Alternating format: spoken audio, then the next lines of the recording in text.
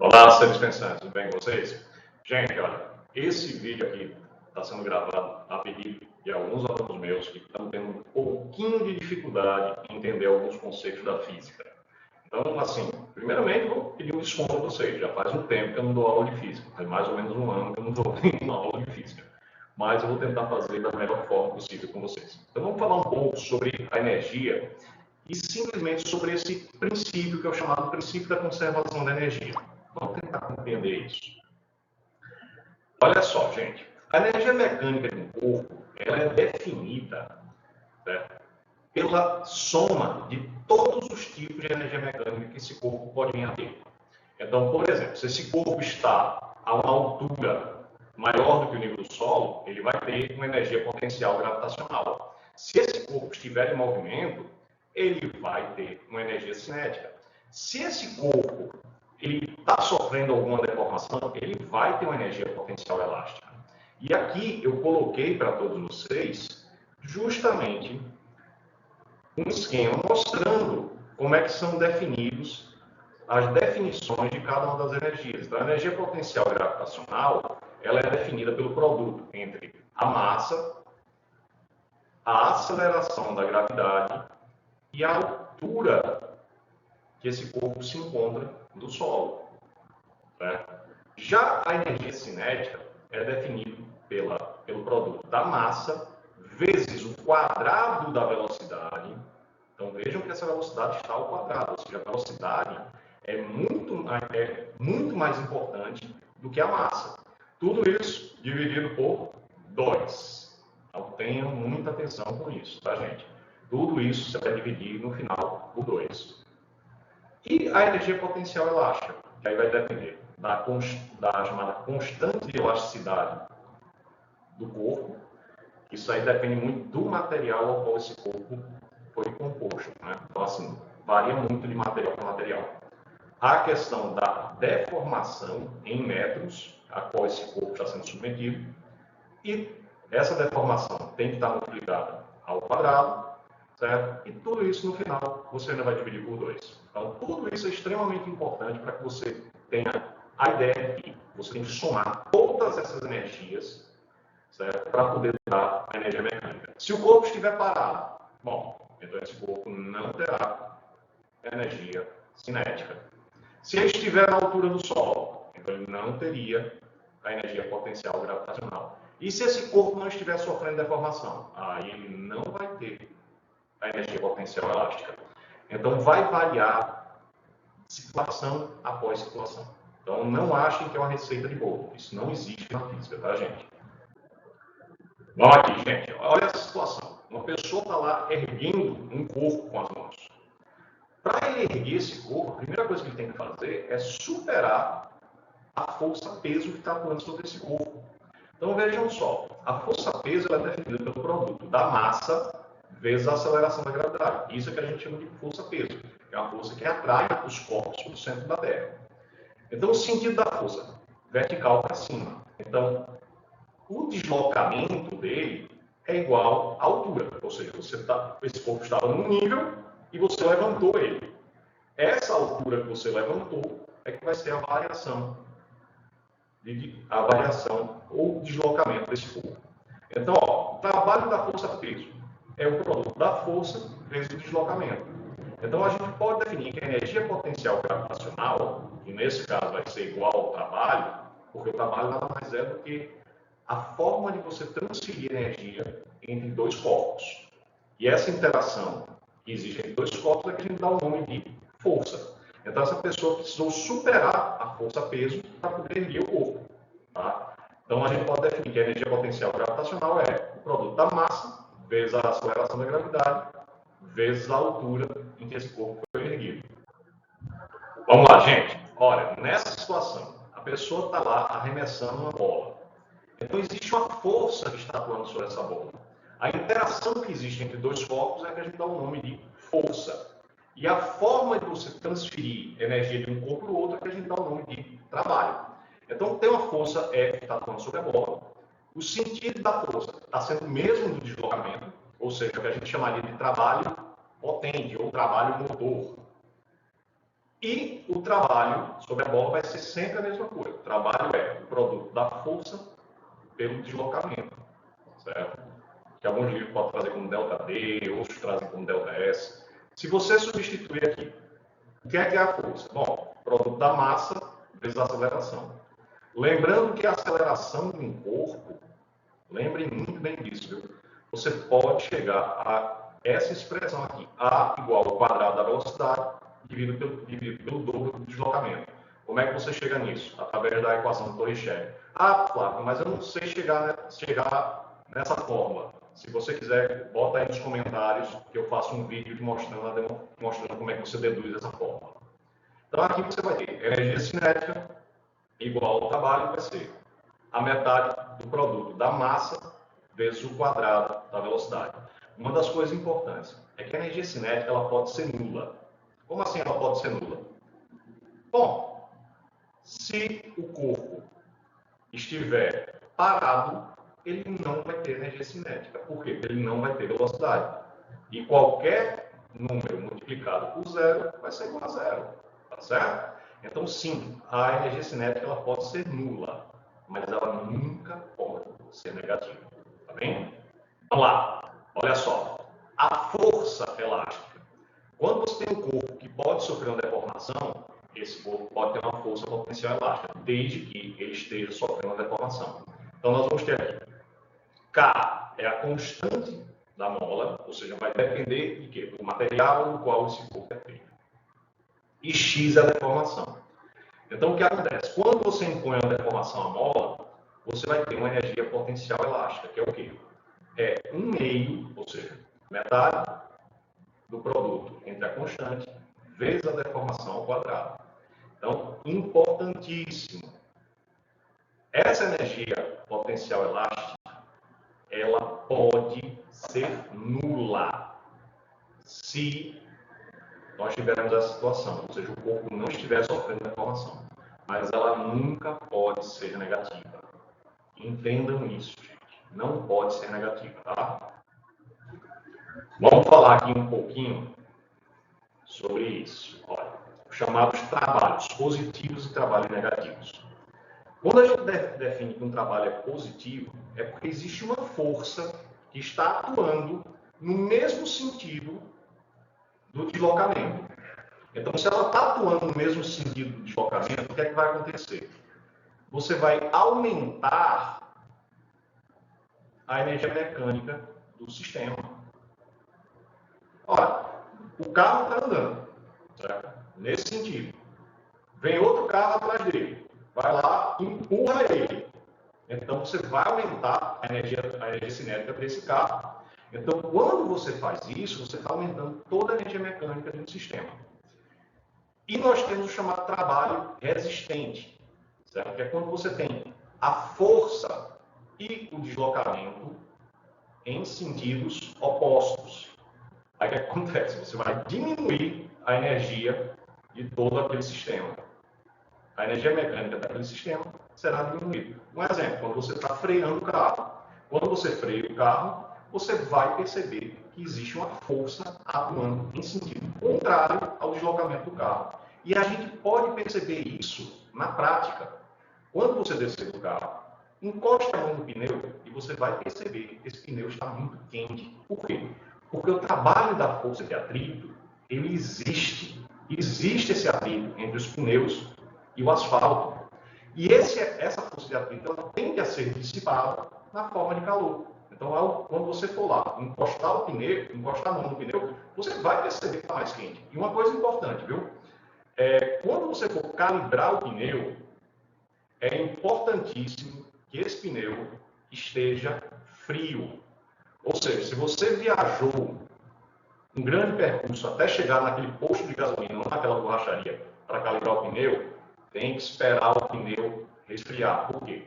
Tem muito ar dentro daquele pneu. É bom que tenha, né? Porque se não tiver ar, ele está murcho. Mas vejam só, se você tiver um pneu muito quente, o ar dentro daquele pneu também vai estar quente, ou seja, vai estar submetido a uma pressão maior. Então, quando você coloca justamente a mesma quantidade que você calibra naturalmente, o que é que pode acontecer? Simplesmente, durante o percurso, se você estiver em alta velocidade, o pneu pode estourar. Ele pode não aguentar toda aquela pressão. Então é importante, quando você for calibrar o pneu esteja frio. Tá bom, gente? Vamos falar aqui sobre o princípio da conservação da energia.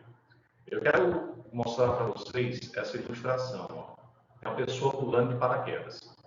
Entendam, se a pessoa saltou de um avião, inicialmente, ele só tem energia potencial. Então, ele está saltando aqui do helicóptero. Então, vejam que ele começa a se deslocar. Então, você vai ter aqui um equilíbrio de forças. Ou seja, você vai ter a força gravitacional atuando sobre ele, e você vai ter uma força que é a resistência do ar. No momento em que ele salta, supondo que a resistência do ar ela não está atuando ainda. Você vai ver que ela começa a atuar à medida que ele vai cair. Ou seja, existe esse atrito entre o corpo da pessoa e a resistência do ar que vai impulsionando ele para cima, vai impedindo o fluxo da matéria. Então, o que acontece? Ele vai sem nenhuma velocidade inicialmente. E ele vai sendo acelerado até chegar ao limite. Que limite é esse? É quando a força gravitacional que está atuando sobre ele se tornar igual à força da resistência do ar. Aí ele vai continuar caindo a velocidade constante. Agora, olha bem, no momento em que ele abre o paraquedas, vocês vão perceber aqui, nessa simulação, que a resistência do ar fica um pouco maior do que a força da gravidade. É justamente isso que muitos paraquedistas descrevem. Não, quando você abre o paraquedas, você tem uma sensação que você está sendo puxado para cima.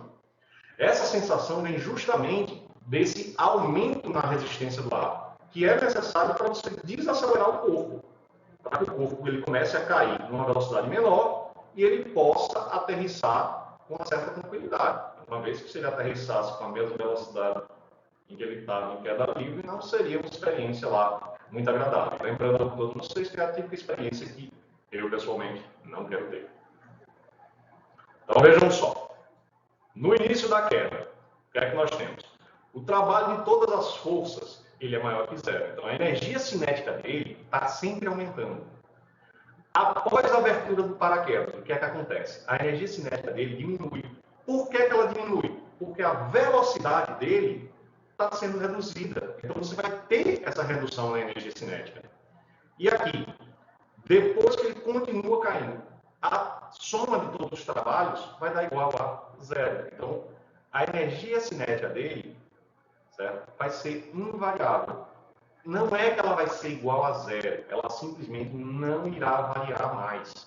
Por quê? Porque ele agora vai estar descendo a uma velocidade constante. Entenderam isso? Então, a energia cinética dele não varia depois da abertura do paraquedas, ou não é para variar. Né? Vamos lá. Quero explicar para vocês esse detalhe aqui. Ó. A lei da conservação da energia mecânica. Isso é que é importante que vocês entendam.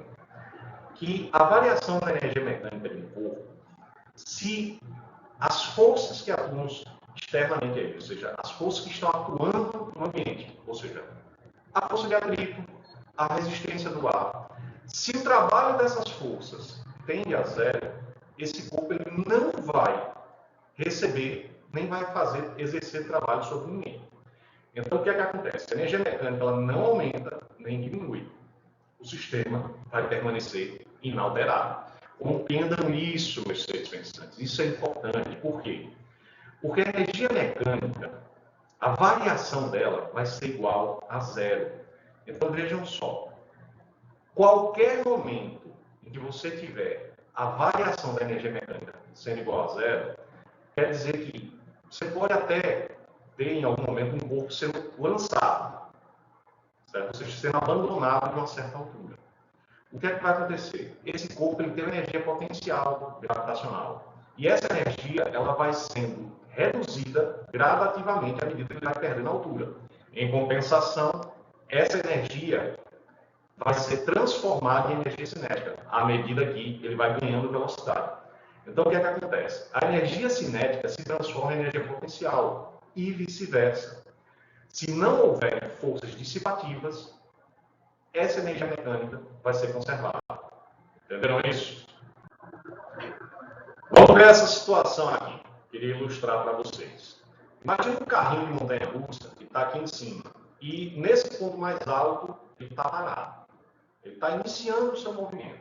Se ele estiver parado, como a gente está admitindo, é porque a energia cinética dele vai ser igual a zero. Ele só vai ter uma energia potencial gravitacional, que a gente está colocando aqui um valor aleatório de 100 joules.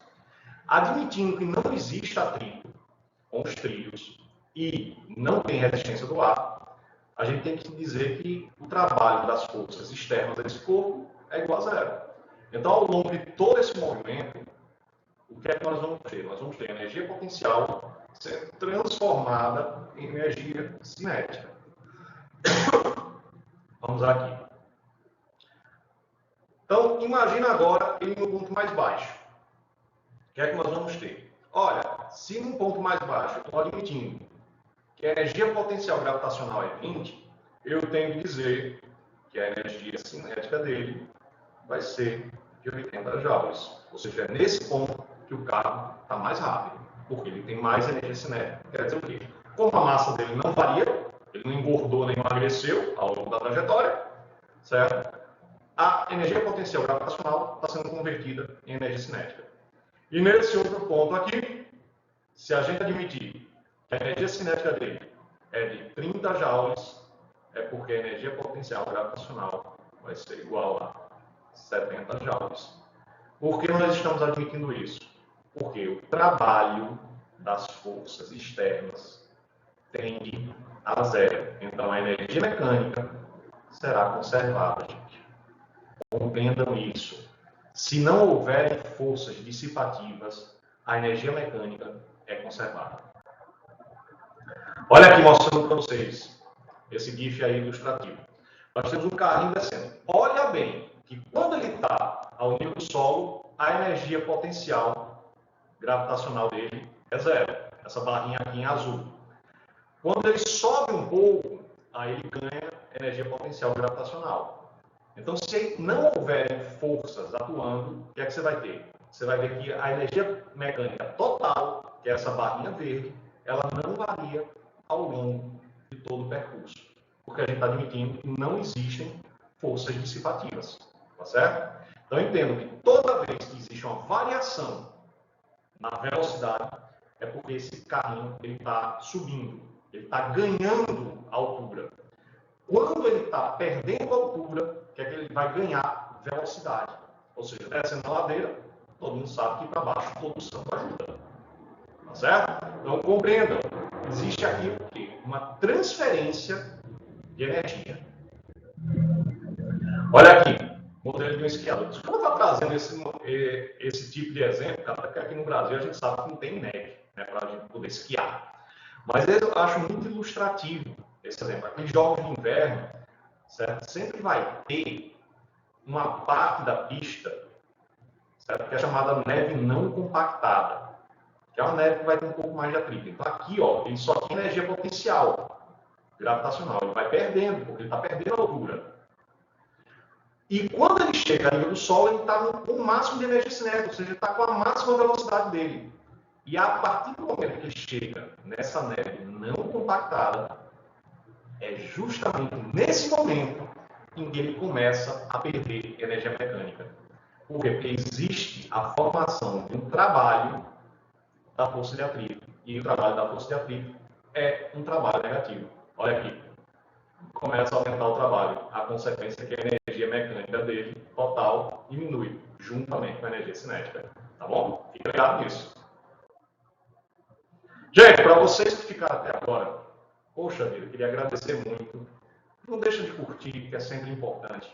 Certo? Comenta, certo? Porque é sempre bom saber que tipo de assunto você gostaria de ver comentando. Por exemplo, isso aí mandaram para mim agora no privado. Poxa vida, me dá uma dica para entender um pouco mais a conservação da energia. Então, por favor, comenta, bota aí nos comentários mesmo. Quem não quiser colocar nos comentários, manda para mim mensagem via direct. Tá ótimo. Compartilha com teus colegas, porque sempre é importante, quem compartilha conhecimento aprende mais. E, logicamente, salva para assistir depois. Tá bom, seres pensantes? Obrigado aí pelo espaço.